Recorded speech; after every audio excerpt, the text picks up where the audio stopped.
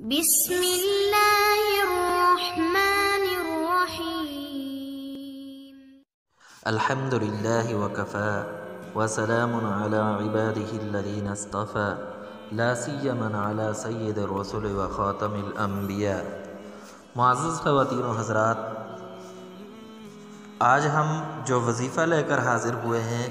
وہ ایک ایسا وظیفہ ہے جو اللہ تبارک و تعالیٰ کے کلام کے ذریعے سے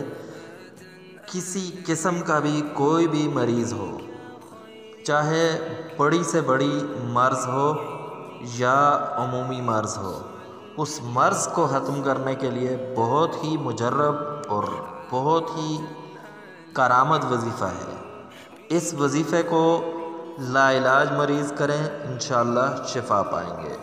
کسی بیماری سے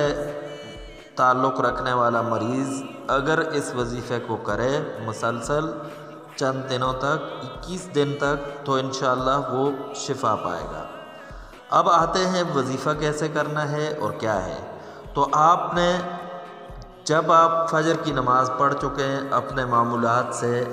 فارغ ہو جائیں، تو آپ نے یہ وظیفہ کرنا ہے۔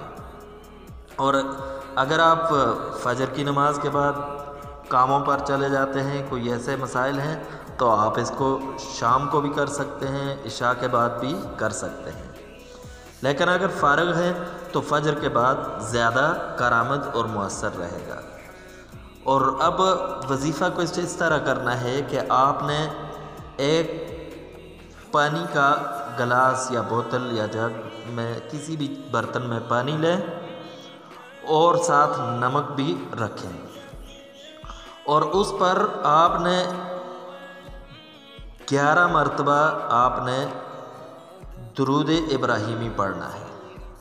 اور اس کے بعد آپ نے 21 مرتبہ سورہ فاتحہ پڑھنی ہے، اور اس کے بعد بسم اللہ الرحمن الرحیم 21 مرتبہ پڑھنی ہے، یا سلام 21 مرتبہ پڑھنا ہے، اور آخر میں 11 مرتبہ درود ابراہیمی پڑھنا ہے۔ اور اس کو نمک پر بھی دم کریں اور پانی پر بھی دم کریں، اور مریض کو جب بھی پیاس لگے تو وہ پانی استعمال کروائیں اور نمک بھی چٹوا دیں۔ انشاءاللہ یہ عمل آپ 21 دن تک روزانہ کریں، انشاءاللہ اس کے اندر ہر مرض جڑ سے ختم ہو جائے گی۔